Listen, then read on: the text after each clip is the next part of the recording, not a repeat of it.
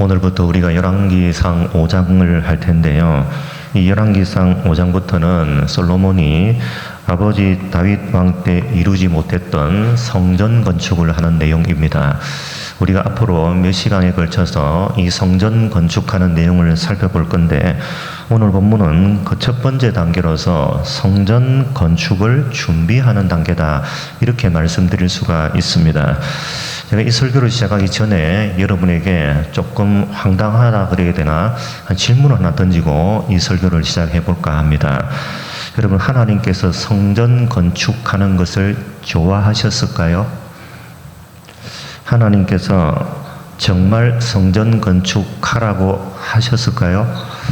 여러분, 이 질문을 머릿속에 집어넣고 오늘 본문을 들어가야 우리 본문에 대한 고찰을 좀 할 수 있을 것 같습니다. 하나님께서 성전 건축하는 것을 좋아하셨을까라는 질문을 가지고 이 본문을 접근해야 이 본문에 대한 명확한 의도를 밝혀낼 수가 있죠. 자, 먼저 우리 사무엘하 7장으로 한번 가보겠습니다. 이 사무엘하 7장은요, 다윗이 성전 건축을 관해서 하나님과 대화를 나누는 장면입니다. 자, 이 장면부터 한번 출발을 해보겠습니다. 7장 1절을 제가 읽어볼게요. 7장 1절. 사무엘하 7장 1절입니다. 여호와께서 주위의 모든 원수를 무찌르사 왕으로 궁에 평안히 살게 하신 때에, 제가 지난 시간에 다윗 때는 전쟁이 많았다, 그렇게 말씀을 드렸죠. 근데 그 전쟁에서 다윗 왕이 이겼습니다. 그 다윗의 말년쯤 되어서는 이제 다윗 왕께도 전쟁이 더 이상 없는 평화의 시대가 도래하기 시작을 합니다. 그때 다윗이 이제 나단에게 이런 이야기를 합니다. 2절입니다. 왕이 선지자 나단에게 이르되, 볼지어다, 나는 백향목 궁에 살거늘 하나님의 궤는 휘장 가운데 있도다. 다윗 자신은 굉장히 멋진 왕궁의 삶에도 불구하고 하나님의 법궤는 여전히 모세 때 만들어졌던 성막, 그 성막은 다 없어져 버리고 이상한 집에 살고 있고, 그게 지금 다윗에게 마음이 굉장히 아팠던 모양입니다. 그러니까 하나님의 법궤가 뭐 이상한 허름한 집에 살고 있는 것만 생각하면 굉장히 마음이 아팠던 거죠. 여러분, 다윗의 마음이 참 기특하지 않습니까? 저는 신앙생활 해볼 때 그런 생각을 참 많이 합니다. 기특한 생각할 때 조심해야 될 때다. 제가 목회를 하면서 경험했던 이야기입니다. 기특한 생각을 할 때 우리가 조심해야 된다라는 겁니다. 그 이유가 뭐냐? 대표적인 예를 하나 들어보겠습니다. 하나님께서 사무엘을 통해서 사울에게 기름을 붓고 왕으로 삼았죠. 그리고 사울에게 하신 첫 번째 명령이 뭐냐면, 너 가서 아말렉을 진멸하라, 그렇게 말씀을 하셨습니다. 그리고 전쟁을 어떻게 해야 되는지 그 방법까지 다 일러줬죠. 너 가거든 전쟁할 때 사람도 죽이고 양도 죽이고 소도 죽일 텐데, 소나 염소나 양 같은 짐승은 말할 것도 없고 하나도 남김없이 다 진멸하라라고 말씀을 하셨습니다. 이걸 구약에서는 헤렘법이라고 말해요. 이 헤렘법의 뜻은 하나님께 온전히 바친다라는 뜻을 갖고 있습니다. 그러니까 남김없이 하나님께 다 드리는 거죠. 사울이 이 명령을 듣고 아말렉과 전쟁을 해서 이겼습니다. 이겨서 돌아오는데 하나님께서 사무엘에게 이렇게 말씀을 하셨어요. 야, 내가 왕을 세우긴 세웠는데 저 사울 왕을 한 짓거리 보니까 내가 참 후회가 된다, 이렇게 말씀을 하셨습니다. 이 말을 듣고 사무엘이 깜짝 놀랐습니다. 이 사울이 무슨 짓을 했길래 하나님이 왕 삼은 것을 후회한다 그러냐. 그래서 이유를 알아보기 위해서 사울의 집으로 가는데, 그 집에서 무슨 소리가 들립니까? 동물의 울음소리가 들리는 거죠. 사울이 아말렉과의 전쟁에서 승리할 때 하나님 말씀처럼 다 죽이지를 않았던 것이고 그 중에 일부를 가져왔던 것입니다. 그래서 사무엘이 하도 신기해서 물었죠. 왜 그랬습니까? 라고 물었더니 사울이 뭐라고 대답하냐면, 사무엘하 15장 15절에서 이렇게 답변을 합니다. 제가 읽어볼게요. 사울이 이르되, 그것은 무리가 아말렉 사람에게서 끌어온 것인데 백성이 당신의 하나님 여호와께 제사하려 하여 양들과 소들 중에서 가장 좋은 것을 남김이요 이 외의 것은 우리가 진멸하나이다 하는지라. 것이라. 저는 이 구절을 읽으면서 그런 생각이 듭니다. 참 사울의 마음이 기특하다. 어떻게 이렇게 기특한 생각을 했을까? 하나님께 좋은 것 다 바치려고 참 이런 거 모아놨다가 내가 하나님께 제사할 때 드려야지 라고 생각했던 것이죠. 자신이 탐이 나서 착복하려고 한 것도 아닙니다. 짐승을 가지고 내가 어떻게 해보겠다고 가져온 것도 아닙니다. 예배를 드릴 때 쓰려고, 제사 드릴 때 쓰려고 가장 좋은 것을 뽑아 두었다라고 사무엘에게 이야기를 하죠. 그때 사무엘이 사울에게 뭐라고 이야기합니까? 참 잘했습니다. 야, 어떻게 그렇게 기특한 생각을 했습니까? 라고 이야기합니까? 그렇게 말 안 합니다. 하나님이 당신을 버렸습니다. 그렇게 이야기하죠. 여러분, 우리가 신앙생활할 때 기특한 생각을 하는 게 중요한 게 아닙니다. 야, 내가 어떻게 이런 생각을 내가 하나님께 이렇게 내가 할 수 있을까라는 게 중요한 게 아니라 하나님이 무엇을 시키느냐라는 것을 생각하는 게 중요합니다. 아, 하나님이 이걸 시켰지. 하나님의 말씀이 이런 거지. 하나님 말씀에 순종하는 게 중요한 거야. 여러분, 이렇게 사고방식을 전환해야지. 내가 생각해도 너무 기특해. 이렇게 생각할 때가 위험한 때다. 그런 말이죠. 그래서 신앙은 기특한 생각을 많이 해서 나는 참 괜찮은 사람이야 라는, 이걸 성경은 뭐라 그러죠? 자기 의로움이라고 이야기합니다. 자기 의를 많이 쌓아가는 것은 굉장히 위험합니다.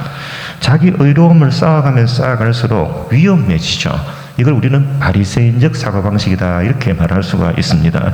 그래서 기특한 생각을 할 때, 생각과 의욕이 넘칠 때 조심할 때다라고 말씀드린다 그 말입니다. 내 의욕과 내 생각의 우선이 아니라 이게 하나님 부탁하신 일이 맞을까? 하나님이 나에게 명령한 내용이 맞을까? 이 생각을 먼저 해야 된다라는 것이죠. 지금 다윗도 마찬가지입니다. 다윗이 지금 굉장히 기특한 생각을 하고 있습니다. 야, 내 집은 이렇게 좋은데 하나님의 집은 왜 이렇게 안 좋을까라는 생각을 했다는 것 자체가 굉장히 기특한 생각을 하는 것이고, 하나님을 참 생각을 많이 한다, 그렇죠? 근데 이 기특한 생각에 대해서 하나님이 어떻게 반응을 하시느냐, 제가 4절을 한번 읽어보겠습니다. 그 밤에 여호와의 말씀이 나단에게 임하여 이르시되, 이 사무엘하 7장 4절입니다. 사무엘하 7장 4절을 읽습니다. 제가 그 밤에 여호와의 말씀이 나단에게 임하여 이르시되, 다윗이 성전을 짓겠다고 나단에게 이야기한 그날 밤에 하나님께서 나단에게 나타나셨습니다. 자, 5절. 가서 내 종 다윗에게 말하기를, 여호와께서 이와 같이 말씀하시되 내가 나를 위하여 내가 살 집을 건축하겠느냐. 자, 여러분 5절을 잘 보세요. 5절을 제가 다시 한번 읽어볼 테니까 이 5절의 뉘앙스가 뭔지를 한번 캐치해 보시기 바랍니다. 이 5절의 뉘앙스가 다윗 보고 성전을 지으라고 하는 뉘앙스인지 아니면 성전을 짓지 말라고 하는 뉘앙스인지를 한번 파악해 보시라 그런 말입니다. 제가 읽어볼게요. 5절 말씀입니다. 가서 내 종 다윗에게 말하기를, 여호와께서 이와 같이 말씀하시되 내가 나를 위하여 내가 살 집을 건축하겠느냐. 이게 치으라는 말입니까? 짓지 말라는 이야기입니까? 짓지 말라는 뉘앙스가 맞습니까? 맞죠? 이 짓지 말라는 뉘앙스가 더 크죠.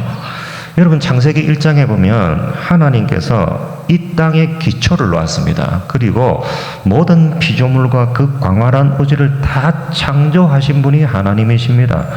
그런 하나님이 사람이 손으로 지은 조그마한 집에 들어가서 살겠습니까? 여러분, 지구가 하나님에게 뭔데요 도대체? 이 우주가 하나님 도대체 뭔데요? 이 우주에 하나님이 살 집이 있을까요? 하나님은 그렇게 좁은 분도 아니고, 하나님이 어떤 특정한 공간에 들어가서 사실 분도 아니고, 더군다나 이 지구와 이 우주 만물은 하나님의 피조물입니다. 그런 피조물 안에 들어가서 살 분이 아니죠. 6절에서 이렇게 말합니다. 내가 이스라엘 자손을 애굽에서 인도하여 내던 날부터 오늘까지 집에 살지 아니하고 장막과 성막 안에서 다녔나니. 이 무슨 말입니까? 하나님은 사람이 지은 공간에 머무르시는 분이 아닙니다. 그런 뜻이죠. 그러면 우리가 여기까지 보면 이런 질문을 할 수 있죠. 그러면 출애굽기에서 하나님께서 모세에게 성막을 왜 지으라고 하셨냐? 집 필요 없다면서, 성전 짓지 말라고 하시면서 왜 출애굽기에는 그렇게 많은 돈을 들이고 그렇게 많은 인력을 동원해서 성막을 지으라고 말씀하시고, 그리고 그 성막 안에 머무르신다고 주님께서 말씀하셨습니다. 왜 그렇게 하셨냐? 심지어 성막을 지으라고 하시면서 하나님께서 설계도까지 주셨습니다. 왜 하나님께서 모세에게 성막을 지으라고 하셨느냐? 이 대목이 굉장히 우리에게 중요합니다. 왜 성전은 짓지 말라고 하시면서 성막은 왜 하나님이 지으라고 말씀하셨느냐? 여러분, 이 말은 하나님이 성막 안에 머무른다, 내가 살 집이 없어서 내가 집을 좀 지어달라, 이런 뜻이 아닙니다. 하나님이 이스라엘 백성들과 동행하시잖아요. 애굽에서 나온 이스라엘 백성들과 하나님이 동행하시겠다고 말씀하십니다. 그런데 이스라엘 백성들이 하나님과 동행한다는 걸 믿어요, 못 믿어요? 잘 못 믿어요. 보이지도 않는 하나님이 우리와 동행한다, 잘 못 믿겠다. 진짜 그러냐? 자꾸 의문이 나올 수밖에 없겠죠. 그래서 그걸 보이도록 만들어 두신 겁니다. 신앙이 좋은 사람은 하나님과 동행하기 때문에 안 보이는 하나님 괜찮잖아요. 근데 이스라엘 백성들은 신앙이 어리다 보니까 하나님과 영적으로 교제하면 참 좋은데 그게 안 되니까 하나님께서 상징적인 장치를 마련해 두었습니다. 내 여기 있다, 내 여기 있으니까 안심하라. 그 장치가 뭐냐면 성막이라는 장치입니다. 실제로 하나님은요, 성막 안에도 계시고 성막 밖에도 계시고 애굽 땅에도 계시고 바벨론 땅에도 계시고 한국 땅에도 계시고 미국 땅에도 계시고 저 바다 밑에도 계시고 저 하늘 위에도 계시고 저 우주 끝에도 계시고 하나님은 다 계시죠. 근데 그런 하나님이 출애굽한 이스라엘 백성들과 함께 하겠다는 겁니다. 근데 이제 막 애굽에서 나온 이스라엘 백성들은 천지분간이 잘 안 됩니다. 하나님이 진짜 우리와 함께 해? 잘 모르는 거예요. 그래서 하나님이 내가 너희들과 함께 하는 건 맞아, 내가 너희들과 함께 하는 거 진짜 맞다, 항상 너희들과 함께 붙어 다닌다 라는 것을 알 수 있도록 상징을 마련해 둔 거예요. 그 상징이 바로 성막이라는 겁니다. 여러분, 유명한 구절 있죠. 신약 성경에 보면 마태복음 1장 23절 예수님이 태어나시는 장면의 묘사를 이렇게 합니다. 보라, 처녀가 잉태하여 아들을 낳을 것이요 그의 이름은 임마누엘이라 하리라 하셨으니 이를 번역한즉 뭐라고요? 하나님이 우리와 함께 계신다 함이라. 예수님 이름이 뭐라고요? 임마누엘. 그 임마누엘 이름의 뜻이 뭐라고요? 하나님이 우리와 함께 계신다라는 말입니다. 하나님이 우리와 함께 계신다라는 이 말이 정확하게 성막을 이스라엘 백성들에게 주신 이유가 되는 것이죠. 그러니까 하나님께서 살 집이 없어가지고 야, 이스라엘 백성들과 내가 동행해야 되는데 내가 잘 집도 있어야 되지 않겠냐, 이런 뜻에서 모세에게 성막을 만들라고 말씀하신 것이 아니라 이스라엘 백성들에게 가르치기 위해서입니다. 뭘 가르치려고? 임마누엘 한다는 사실, 하나님이 너희와 함께 계신다라는 것을 가르쳐 주려고 어린 아이들에게 마치 그림책으로 미국이 있는 것을 가르쳐 주는 것처럼 성막을 통해서 하나님이 우리와 함께 계신다라는 사실을 알려주는 겁니다. 그렇기 때문에 참다운 성전은 모세가 지은 성막도 아니고 솔로몬이 지은 성전이 아니다. 이건 제가 한 말이 아니에요. 구약의 선지자들이 하는 말입니다. 선지자들이 줄곧 외쳤던 게 뭐예요? 저거 진짜 성전 아니다. 저거 진짜 성전 아니라 진짜 성전이 올 거다. 그 진짜 성전이 누굽니까? 우리 주 예수 그리스도다. 그 말이죠. 예수님도 그랬잖아요. 내가 사흘 만에 진짜 성전 짓겠다라고 말씀하셨잖아요. 그 성전은 누구를 가리켜 한 말이다? 나 자신을 가리켜 한 말이다. 예수님이 그렇게 말씀하셨죠. 그래서 사무엘하 7장 7절을 이어서 한번 보겠습니다.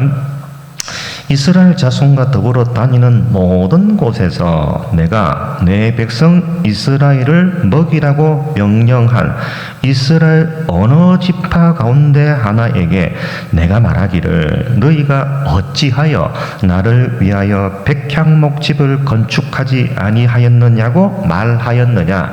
여러분, 이스라엘 백성들이 출애굽하고 난 이후에 어떤 시대를 거치죠? 사사시대를 거치죠. 이 사사시대 동안에 뭐 어떤 학자는 이게 300년이다 400년이다 뭐 분분한데 어찌됐건 이 사사시대 몇백 년 동안에 하나님께서 야, 왜 너희들은 내 집 지을 생각 안 하냐? 내 집 좀 좋은 집으로 좀 지어다 주지 않을래? 백향목으로 좀 좋은 집 지어도 이렇게 말한 적이 한 번이라도 있느냐는 거예요. 한 번도 없다는 거예요. 오히려 11절에서 이렇게 말씀하십니다. 전에 내가 사사에게 명령하여 내 백성 이스라엘을 다스리는 때와 같지 아니하게 하고 너를 모든 원수에게서 벗어나 편히 쉬게 하리라. 여호와가 또 내게 이르노니 여호와가 너를 위하여 집을 짓고. 여러분, 다윗이 뭐라고 했습니까? 하나님, 제가요 집 지을게요. 하나님 집 지어드릴게요. 이렇게 말씀했습니다. 그런데 하나님이 11절에서 뭐라 그래요? 야, 네가 내 살 집을 짓는다고 웃기는 소리 하지 말아라. 너희가 내 집 짓는 게 아니라 내가 너희가 살 집을 지을 거다. 그렇게 말씀을 하시는 겁니다. 하나님이 내 집 지어달라라는 게 아니라 하나님의 궁극적인 사역의 목표는 우리가 살 집을 짓는 게 목표입니다. 예수님이 이 땅에 왜 오셨을까요? 우리가 살 집 지으려고 오셨습니다. 자, 요한복음 14장 1절을 제가 한번 읽어볼게요. 요한복음 14장 1절. 자, 읽어볼게요. 여러분 유명한 구절이죠. 읽어볼게요. 너희는 마음에 근심하지 말라. 하나님을 믿으니 또 나를 믿어라. 내 아버지 집에 거할 곳이 많도다. 그렇지 않으면 너희에게 일렀으리라. 내가 너희를 위하여 거처를 예비하러 가노니. 예수님께서 조금 있으면 십자가에 못 박혀 돌아가실 겁니다. 어디로 가겠죠? 천국 가겠죠. 하나님 보좌 옆으로 가겠죠. 그걸 예수님 뭐라고 표현해요? 내가 너희를 위하여 거처를 예비하러 간다. 이 거처가 뭡니까? 집 지으러 간다는 거예요. 내가 너희를 위해 집 지을 거다. 지금 예수님 뭐하고 계시죠? 집 짓고 계세요. 이걸 치고 우리는 뭐라 그래요? 어려운 말로 하나님 나라라 그러죠. 주님 백성들이 모여 있는 곳, 거룩한 신부들이 있는 곳, 이렇게 말하죠. 어쨌든 그 집이에요. 지금 예수님은 집 짓고 있는 중입니다. 그 집에서 우리는 뭐 할 겁니까? 영원한 안식을 얻을 것이고 그 집은 무너지지 않는 영원한 집이 될 것이다. 신약 성경에서 출국 그 이야기 하지 않습니까? 그러니까 지금 하나님께서 다윗 보고 야, 웃기지 마라. 네가 내 집 짓는다고? 그 집 영원할 것 같아? 아니야. 내가 너희를 위해 집 지을 거야. 그 집 누가 짓는 줄 알아? 예수님이 지을 거야. 그 이야기를 사무엘하 7장 12절에서 그렇게 합니다. 이제 예언하겠죠. 누가 집 지을지 이야기 하셔야 될 것 아니에요? 그래서 사무엘하 7장 12절에서 16절까지가 사무엘서에서 가장 중요한 다윗 언약이 나오는 겁니다. 이 다윗 언약은 절대 잊어버리면 안 됩니다. 사무엘서에서 가장 중요한 대목이죠. 12절에서 이렇게 말합니다. 다윗에게 예수님이 올 거다라고 약속하는 대목입니다. 제가 읽어볼게요. 내 수한이 차서 내 조상들과 함께 누울 때 내가 내 몸에서 나를 내 씨를 내 뒤에 세워 그의 나라를 견고하게 하리라. 그는 내 이름을 위하여 집을 건축할 것이요 나는 그의 나라 왕위를 영원히 견고하게 하리라. 여러분, 이 씨를 솔로몬이 열왕기 상 5장에서 자기한테 한 말인 줄 알고 그걸 받아서 내가 집 지을래 이렇게 이야기합니다. 그런데 이 시가 솔로몬을 가리키는 것입니까? 아닙니다. 솔로몬의 집은 영원하지 않았어요. 이거 지금 예수님 가리키는 거예요. 이런 왕정제도는 하나님이 명령하셔서 지은 제도가 아니라고 제가 말씀드렸죠. 하나님께서 모세에게 너 왕정제도를 세워라고 말씀하지 않았습니다. 하도 인간들이 세워달라고 하니까 우리도 왕 세워주세요, 왕 세워주세요 라고 하니까 내가 왕 세우면 이렇게 안 좋은 일이 생길 건데 그래도 할래? 왕 세우면 이렇게 너희들이 힘든 일이 생길 건데 그래도 할래? 라고 했음에도 불구하고 그래도 괜찮아요. 우리 왕 주세요 라고 하니까 하나님이 할 수 없이 허용한 제도가 뭐라고요? 왕정제도라는 것입니다. 마찬가지입니다. 성전 하나님이 지으라고 한 적이 없습니다. 하나님께서 야, 내 집 좀 지어줄래? 라고 말씀하신 적이 없습니다. 하나님이 그들과 함께 하신다라는 것을 알려주기에는 성막으로도 족합니다. 성막 하나 지어놓고 딱 가리키죠. 이제 막 이스라엘 백성들 애굽에서 나와서 하나님이 너희와 함께해, 하나님이 너희와 함께 불기둥, 구름기둥, 성막을 가지고 교육한 거예요. 그리고 이것을 습득했으면 그걸로 끝입니다. 하나님이 그들과 함께 하는데 뭐가 더 필요합니까? 무슨 집이 더 필요해요? 필요 없습니다. 근데 인간들이 하도 우리 성전 지으면 안 돼요? 다른 이방인도 막 성전이 있잖아요. 우리도 성전 짓겠다고 하니까 하나님이 할 수 없이 허락해 주셨습니다. 그럼 우리가 이렇게 생각해 볼 수 있죠. 하나님이 좀 끝까지 말리지 왜 중간에 그냥 허락해 주셨냐? 왜 허락해 줬을 것 같아요? 왜 성전 지으라고 허락해 주었을 것 같아요? 여러분, 성전을 지어봐야 우리가 지은 성전은 영원하지 않구나, 그걸 깨닫게 되죠. 성전을 지어봐야 그걸 알죠. 여러분, 솔로몬이 진짜 엄청난 돈을 들여가지고 성전 지었어요. 엄청 좋았습니다. 그런데 그 성전 영원하나요? 아닙니다. 바벨론에 의해서 처참하게 무너집니다. 그리고 귀환한 백성들이 스룹바벨 성전 짓죠. 그 스룹바벨 성전 진짜 어려운 가운데 지었어요. 정말 규모는 작지만 어렵게 정말 포로 생활하는 가운데 지었어요. 근데 누가 파괴했죠? 알렉산더가 있거나 헬라제국 이거 다 파괴해버렸어요. 그래서 나중에 또 누가 지어요? 헤롯 대왕이 유대인들의 환심을 사기 위해서 성전을 지어요. 그것도 46년 이상, 46년째도 짓고 있다고 말하는 그 엄청난 성전, 그거 누가 파괴해버립니까? 로마가 와서 처참하게 다 파괴해버립니다. 그렇게 솔로몬을 비롯한 사람의 지은 성전, 그 화려했던 성전 다 어디 갔나요? 다 무너져 버렸어요. 사람이 만든 성전이라는 게 영원하지 않다는 거예요. 그래서 이스라엘 백성들이 뭘 깨달아요? 성전이 그렇게 무너져 가는 것을 보고 진짜 우리가 지은 성전이 뭐가 아니다는 걸 알아요. 하나님의 집이 아니구나, 이거. 우리가 하나님의 집인 줄 알고 그렇게 했는데 그 하나님의 집 아니구나라는 걸 깨닫는 거예요. 그리고 참된 성전이 예수님이 오셔서 뭐라고 그래요? 내가 진짜 성전이야. 내가 진짜 성전이야. 내가 너희들에게 영원히 무너지지 않는 집을 지어줄게 라고 말씀하시는 겁니다. 그리고 요한복음에서 1장 14절에서 이렇게 표현하죠. 제가 읽어볼게요. 요한복음 1장 14절, 말씀이 육신이 되어 우리 가운데 거하심에, 이 거하심에가 라는 단어가 텐트라는 뜻이 텐트. 그러니까 텐트 친다는 거예요. 텐트. 성막이라는 말입니다. 그러니까 하나님이 성전을 통해서 이스라엘 백성들에게, 또 이스라엘 백성들과 모든 이 성도들에게 가르쳐주고 싶은 내용이 뭐예요? 진짜 성전인 예수님이 오셔서 우리와 함께 거하실 거다라고 이야기하는 겁니다. 그 신약에 예수님이 오셨죠. 진짜 성전이 왔죠. 그럼 성전이 필요합니까? 성전이 필요 없어요. 그래서 성전이 필요 없는 거예요. 지금 우리 신약 시대에는 성전이 아무 소용이 없습니다. 왜? 진짜 성전이 오셨거든요.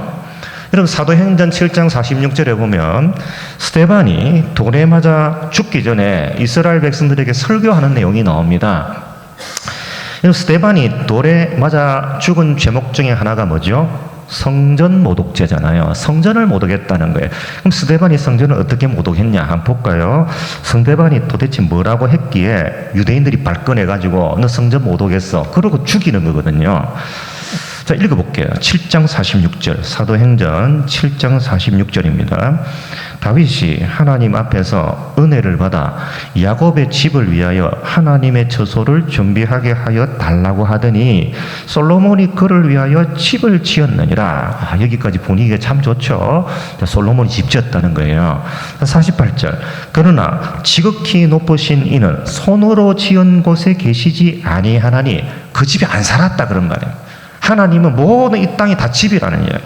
선지자가 말한 바 주께서 이르시되 하늘은 나의 보좌요 땅은 나의 발등상이니 너희가 나를 위하여 무슨 집을 짓겠으며 나의 안식할 처소가 어디냐? 이 모든 것이 다 내 손으로 지은 것이 아니냐 함과 같으니라. 이 땅의 모든 피조물이 내낀데 뭐 솔로몬의 성전 그게 내 거 살겠냐? 아니라는 거예요. 그거 아니라는 거예요. 그러면서 스데반이 이때부터 야단을 칩니다. 이스라엘 백성들에게 뭐라고 야단치냐? 51절, 목이 곧고 마음과 귀에 할례를 받지 못한 사람들아, 너희도 너희 조상과 같이 항상 성령을 거스르는 도다. 성령을 거스린다는 거예요. 지금까지 성전 이야기를 하고 나서 너희들은 지금 성령을 거스리고 있다라고 이야기를 합니다. 여러분, 그들은 지금 뭘 하고 있죠? 헤롯 성전 열심히 지금 건축하고 있습니다. 그런데 헤롯 성전 건축하느라 뭘 못 봐요? 진짜 성전을 못 보고 있다, 그런 말입니다. 여러분, 성전이 가리키고자 하는 궁극적인 목표물은 뭡니까? 진짜 성전이 올 거다라는 것을 가르치기 위해서 성전이 존재하잖아요. 성막이라는 게 왜 존재합니까? 하나님이 우리와 함께 하신다라는 진짜 성전이 올 거다라는 걸 알려주기 위한 표식인데, 그 성막을 열심히 짓느라고 누굴 못 봐요? 진짜 성전인 예수님을 못 보고, 그래서 성전은 건축하고 있지만 정작 성전의 주인이신 하나님을 어떻게 해요? 거역하고 때리고 모독하고 죽이는 일까지 발생하게 된 거예요. 이걸 스데반은 뭐라고 지적한 거예요? 너희들이 성령을 지금 거역하고 있다.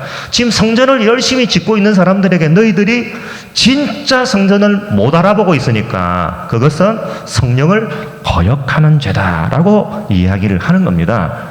여러분, 다윗이 저 성전 지을래요 라고 말할 때가 언제였을까요? 마음이 다운되고 힘들고 지치고 내가 하나님이 있나 이런 고민할 때입니까? 아닙니다. 진짜 은혜 최고로 많이 받았을 때 하나님 저 성전 짓고 싶어요 이렇게 말했습니다. 그럼 솔로몬은요? 솔로몬도 마찬가지예요. 솔로몬도 솔로몬 성전 짓겠다고 말할 때 굉장히 은혜를 많이 받고 있을 때입니다. 그래서 목사님 은혜 받지 말라고요? 저 그런 뜻 아닙니다. 은혜 많이 받으셔도 됩니다. 근데 은혜를 받을 때 조심해야 된다는 거예요. 은혜를 받을 때 뭐가 생기기 때문에? 욕심이 생겨요. 우리가 은혜를 마음껏 받으면 욕심이 생겨요. 더 잘하고 싶어요. 더 잘하고 싶고 의욕이 생겨요. 그 의욕 생길 때 이걸 하나님 말씀 안에서 잘 컨트롤이 안 되면 뭐가 드러나요? 우리의 의가 발생한다는 거예요. 우리가 의가 발생해서 좀 기특해지고 싶다는 말이에요. 그럴 때 조심해야 된다, 그런 말이죠. 솔로몬이 성전을 건축합니다. 자, 이 일을 어떻게 준비하는지 이제 오늘 본문에 제가 성전 건축 준비라고 제가 말씀을 드렸죠. 이제 이 준비를 어떻게 하는지 한번 보겠습니다. 자, 열왕기상 5장 1절 오늘 본문으로 한번 들어가 보겠습니다. 5장 1절입니다. 솔로몬이 기름 부음을 받고 그의 아버지를 이어 왕이 되었다 함을 두로 왕 히람이 듣고 그의 신하들을 솔로몬에게 보냈으니 이는 히람이 평생의 다윗을 사랑하였음이라. 여기 히람이 다윗을 사랑했다라는 이 표현을 뭐 남녀 관계나 남남 관계 지금 그런 이야기 하는 게 아니라 다윗과 히람이 정치적으로 친분이 특별했다, 그런 뜻입니다. 솔로몬이 이제 아버지 때의 친분한 관계를 이용해 가지고 두로 왕에게 이제 한 가지 제안을 합니다. 자, 6절을 제가 읽어볼게요. 6절. 당신은 명령을 내려 나를 위하여 레바논에서 백향목을 베어내게 하소서. 내 종과 당신의 종이 함께 할 것이요 또 내가 당신의 모든 말씀대로 당신의 종의 싹을 당신에게 드리리다.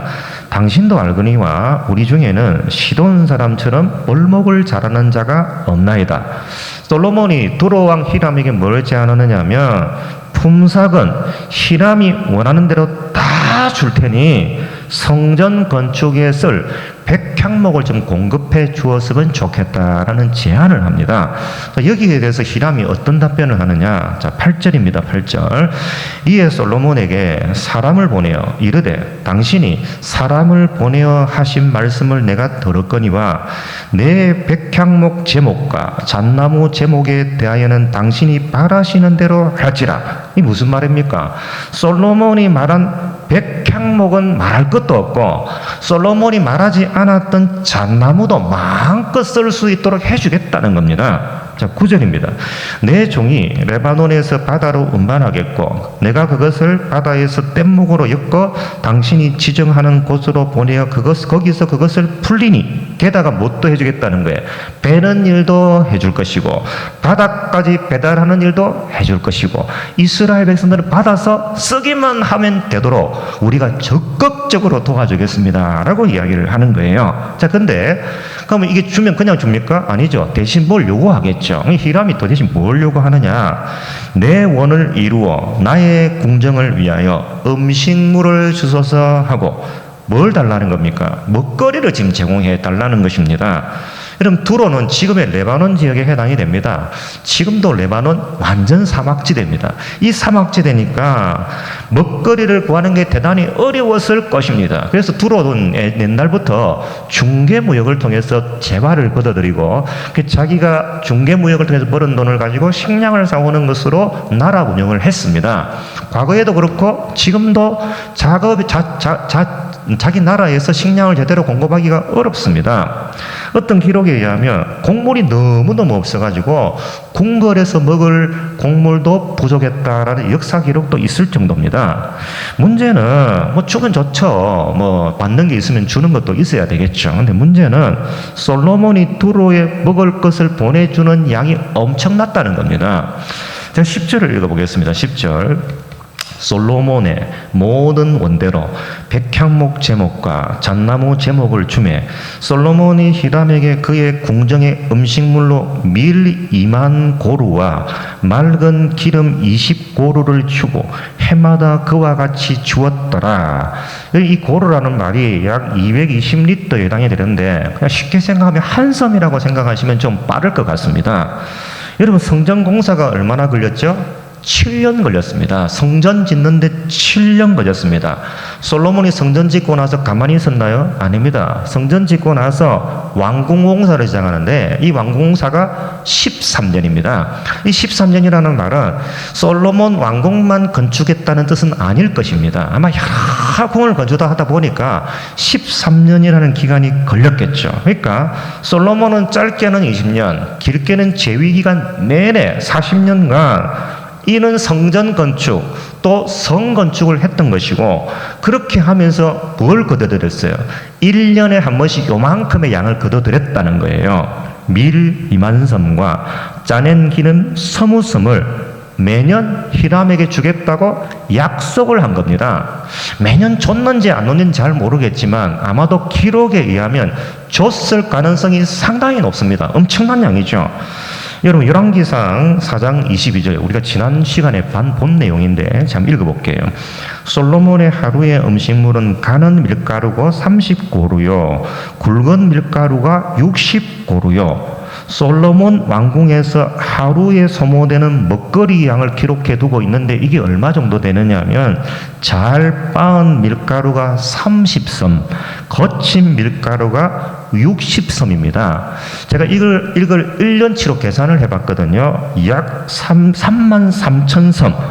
여기다가 두로에 보내야 되는 양이 밀의 양이 얼마라고요? 2만 2천 섬에 해당이 되면 이걸 합치면 무려 5만 3천 섬에 해당이 됩니다. 이 많은 양을 백성들이 매년 여기다가 왕실에다가 갖다 바치고 거기다가 한 3만 3천은 지금 매년 레바논에다가 갖다 바치는 겁니다. 제가 지난 시간에 솔로몬이 1년 동안 백성들이 고생한 경작물 중에 왕실에 필요한 곡식을 거두기 위해서 뭘 뒀다 그랬죠? 12관리를 두었다고 제가 말씀을 드렸습니다. 그런데 오늘 본문에는 이 경작한 열매를 레바논 왕실에 주기 위해서 이런 어처구니 없는 계약을 한 거예요. 뭘 하려고? 성전 지으려고. 성전 짓기 위해서 하나님께 좀 이쁨 받아볼 거라고 성전 짓기 위해서 레바논에게 백향목을 받고 이 이스라엘에 있는 먹거리의 상당량을 지금 레바논에게 주는 거예요. 자, 12절 읽어볼게요. 12절. 여호와께서 그의 말씀대로 솔로몬에게 지혜를 주신 고로 히람과 솔로몬이 친목하여 두 사람이 함께 약조를 맺었더라. 히람과 솔로몬이 이런 계약 내용으로 계약을 맺었다라는 건데 이 계약을 기록하면서 누구의 이름이 먼저 나와요? 솔로몬 이름하고 히람 이름하고 누구의 이름이 먼저 나옵니까? 히람 이름이 먼저 나옵니다. 이 말은 이 조약에서 승리한 사람은 두로왕 히람입니다라는 뜻을 가지고 있는 겁니다. 그런데 왜 열왕기 저자는 이 구절 앞에 이런 내용을 기록해 두었을까요? 여호와께서 그의 말씀대로라고 기록해 두었을까요? 이게 무슨 뜻이죠? 여호와께서 그의 말씀대로 솔로몬에게 지혜를 주셨기 때문에 이런 일을 했다. 이렇게 기록했거든요. 이게 무슨 뜻입니까? 여러분 이 구절 안에서 여러분 행간을 읽으셔야 됩니다. 이거 지금 비꼬는 말이에요. 비꼬는 말이에요. 솔로몬에게 좀 지혜를 줬으면 좀 똑바로 하지. 이 지혜를 가지고 이런 데 썼냐. 지금 그대로 지금 이야기하는 거예요. 하나님이 주신 지혜로 솔로몬이 뭘 빼앗았어요? 백성들에게 안식을 줘야 되는데 백성들이 누릴 안식을 빼앗았고, 백성들이 곡식을 먹어야 되는데 그 곡식을 빼앗고, 백성들에게 무거운 짐을 지우는 황당한 계약을 맺더라. 뭘 하려고? 성전 지으려고 이렇게 했다는 그 말입니다. 이게 뭘 말해주냐면, 솔로몬이, 바꿔 말해볼까요? 인간이라는 이 존재가 자기 의를 드러내면 그 끝은 언제나 이럴 수밖에 없다라는 사실을 알려주는 겁니다. 여러분, 솔로몬이 이스라엘 패망의 서막이라고 제가 말씀을 드렸습니다. 왜 서막이죠? 이런 포문을 열었던 거예요.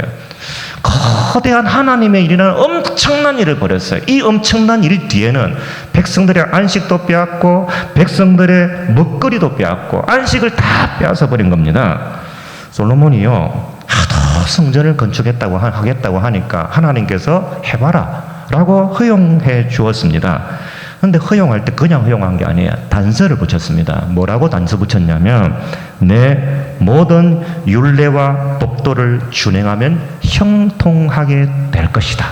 너가 비록 성전을 지었다고, 진짜 하겠다고 성전을 나서는데 이럴 때 내 모든 율례와 법도를 준행하면 그래도 내가 버리지 않고 너를 형통하게 만들어 주겠다라고 말씀하셨습니다.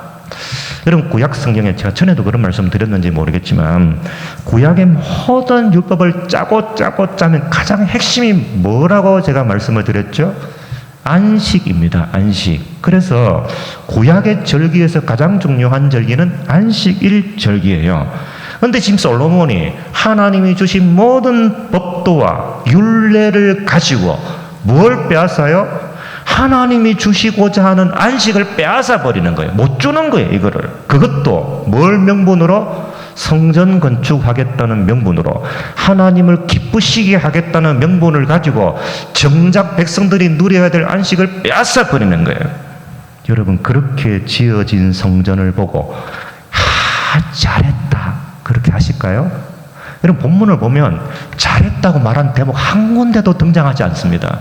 그냥 성전 짓고 나면 너 하나님 말씀 잘 지켜야 돼, 하나님 율례를 잘 지켜, 이런 대목밖에 나오지 않습니다. 오히려 열왕기가 다 끝나고 나면 선지서에 17건의 선지자들은 뭐라고 말해요? 구약 선지자들은 사람이 지은 성전은 참된 성전이 아닙니다 라고 외쳤고, 참된 성전, 진정한 안식을 주실 메시아가 올 겁니다, 예수 그리스도께서 오실 겁니다 라고 외쳤습니다. 사랑하는 성도 여러분, 하나님이요, 여러분의 주고자 하는 가장 궁극적인 목적이 뭘까요? 봉사 잘해라, 헌금 잘해라, 교회당 잘 닦아야 된다, 전도 잘해야 된다. 물론 잘해야 되겠죠. 그런데 하나님이 여러분 아들이잖아요, 딸이잖아요. 하나님이 여러분에게 주고자 하는 가장 핵심 가치는 뭘까요?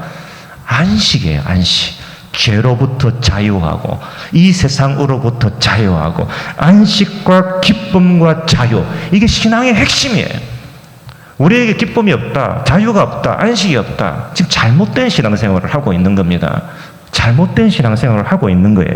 그 안식과 자유와 기쁨을 주기 위해, 그걸 선물해 주기 위해 더 이상 죄의 멍에를 매지 말고, 더 이상 내가 이 세상에 멍에를 매고 뭘 해야 되고 뭘 지어야 되고 그런 거 하지 말고 예수 그리스도를 누리라는 거예요. 그분 안에 기쁨과 은혜를 누리라는 거예요. 그걸 위해서 예수님이 우리가 져야 되는 죄를 다 짊어지고 그분이 돌아가신 겁니다. 근데 이스라엘 백성들은 지금 뭘 했어요? 보이는 성전 건축하느라 바빠가지고 참된 성전이신 하나님을 보지 못하고, 하나님을 보지 못하니까, 참된 성전을 보지 못하니까 뭐가 없어요? 안식이 없어요, 기쁨이 없어요, 자유가 없어요. 그걸 뭐라고 했다고요? 성령을 모독하는 죄라고 스데반이 이야기했다고요. 마지막으로 역대하 5장 1절을 보고 제가 마칠까 합니다. 역대하 5장 1절. 자, 읽어보겠습니다. 역대하 5장 1절. 솔로몬이 여호와의 전을 위하여 만드는 모든 일을 마친지라. 성전 건축이 끝났습니다. 이에 솔로몬이 그의 아버지 다윗이 드린 은과 금과 모든 기구를 가져다가 하나님의 전 곳간에 두었더라. 여러분, 역대상 22장에서 29장까지를 읽어보면 다윗이 성전 공사를 위해서 정말 많은 재물을 준비합니다. 하나님께 성전을 지어드리겠다고 결심하는 그 순간부터 진짜 자기 한번 성전 지어볼 거라고 재물을 엄청나게 많이 모았습니다. 그 재물을 가지고 솔로몬이 성전 건축했죠. 근데 남은 재물이 생겨서 솔로몬이 이걸 창고에 넣어두었습니다. 여러분, 왜 남은 재물이 발생했을까요? 왜 재물이 남았을까요? 둘 중 하나겠죠. 백성들에게 과도한 재물을 거두어 드렸든지, 아니면 솔로몬이 그 재물을 자기 것이라고 생각해서 남겨두었든지, 둘 중에 하나일 것입니다. 그런데 어찌됐든 이 재물이 어떻게 되었을까요? 재물이 창고에 쌓아둔 재물이 나중에 바벨론이 쳐들어와서 전부 다 가져가 버렸습니다. 쓰려고 하는데 쓰지 않으니까 다 가져가 버린 것이죠. 저는 본문 묵상하면서 그런 생각이 들었습니다. 신앙은 너무 간단합니다.